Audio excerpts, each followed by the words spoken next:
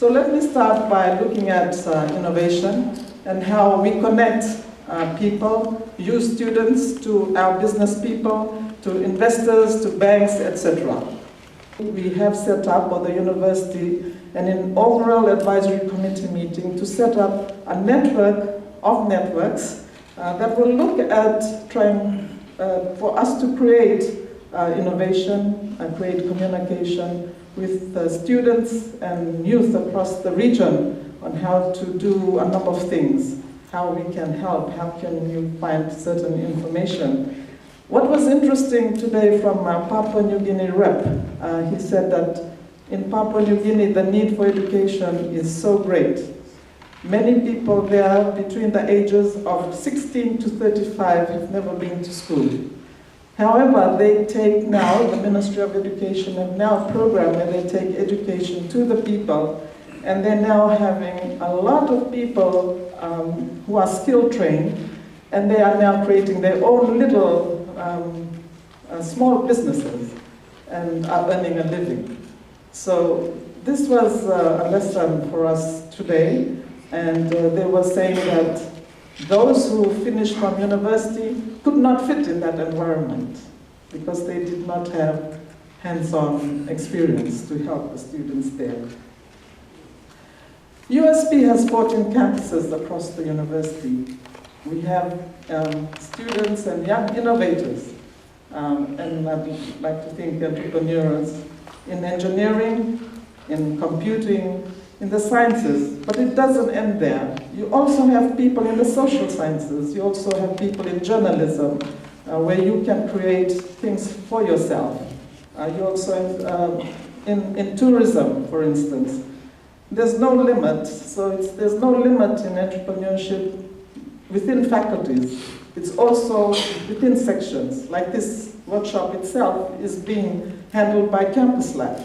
Because Campus Life believe that they should share with all young students what entrepreneurship is and to help you in obtaining a job or trying to think of a pathway for you to earn maybe a business or to get a job. So if you look at our strategic plan, Objective 1, and Initiative 1.3, we have indicated there very clearly to the university must build entrepreneurship training into the curriculum. We have to do curriculum mapping, go through every single course that we have, where we can change a curriculum to add entrepreneurship and skills-based training. We'll have to do that. And that's not going to be easy. It's going to take some change of mind for some academics.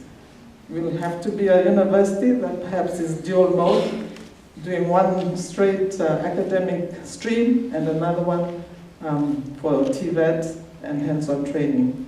And that's going to happen in any case, because the university in its strategic plan has recognized TVET training and will now set up a college of a Pacific Institute for this type of training for TVET. So now we are saying for USP, we have to start somewhere, and you have to be put in these situations and you learn to sink or swim, whatever we'll have to expect our students to do.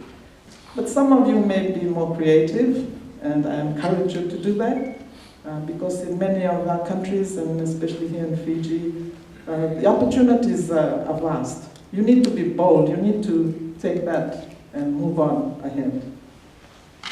So that's about teaching. First I talked about innovation, and the second point is the teaching of students, because right now textbooks alone will take you only so far. It's that experience that's provided by our businesses that will give you that extra bit that you need. And you need to have that courage to just move on ahead. The third point I'd like to raise in terms of entrepreneurship is that of support. That while university is an academic institution, you're trying to do give some assistance to some of your students to start your own businesses, We have to be very clear. We need a framework that says this is where you start, this is what we're going to do to help you and to ensure you get off the ground, giving investment, finance, etc. And of course, in the end, it's really up to you and your hard work and your creativity that will get you through. So you need, as I said, you need to connect to businesses, you need to connect to people, you need to connect with banks to get on with entrepreneurship. And you also need to have this skill that I'm talking about that will help you do some new things.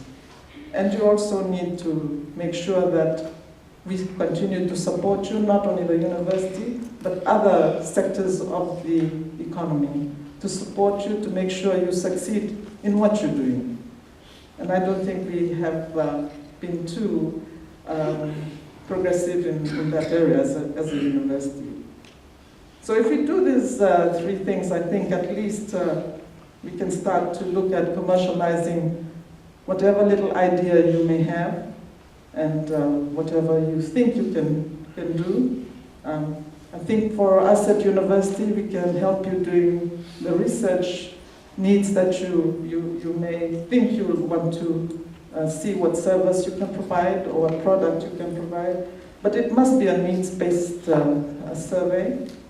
And also, you need, very clearly, you'll find that once you do those little things, you'll create a community of entrepreneurship. I'm not sure whether many of you have been watching the fashion, Fiji fashion. That is one major example of something that started very, very small. And it was a big idea, big dream, but now it's creating a lot of interest in creating the fashion, our own Pacific fashion, and it's creating a lot of support from different people. But there are still many challenges, the challenges of material supply, of marketing, internationalizing the whole sector, the whole industry. But this is where you come in. You can assist in all those areas.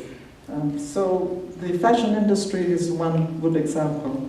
Another one I heard this morning that might be taking off is the jewelry industry, using our own local shells, our own local mangi, etc. And that's right through across the Pacific region. And the big one is the print, Samoa print materials, and that's is big as well. We have many talented people across the region. We go to Vanuatu, they've changed kava into many kind of things. They got kava tablets, they got kava powder, they got instant kava. I mean, those kind of things happening in the Pacific region. You go to Solomon Islands, they've got all sorts of carving happening. But we need to grow that entrepreneurship or creativity that you have and to help people in your countries as well. So I think if we bring them together, we provide them the right support, the right type of training, and I think we can build entrepreneurship and also help our economies in the future. It's a small industry. Our SMEs, experts here, will vouch that in all our countries, a big percentage, and I couldn't get the figures fast enough this morning from the Reserve Bank, but a big percentage of our economy is contributed by small businesses. So to all of you students, I wish you well. Do look at other kinds of businesses or being an entrepreneur on the side. There are many people I know who are graduates who are doing other little things on the side, even sewing, printing materials, doing jewelry. It helps, and helps your families, and helps everyone else, and the countries that from your countries as well. So Vinakavakilevo, and good luck for this week, and I thank Glenn and Semi and all Campus Life for organizing this, and all the faculties for assisting, and also in particular our partners in industry for being with us this week. I know sometimes it's hard to get entrepreneurship or even moving in a different direction, but as I said, universities need to change their direction in the education that they provide to all you young people.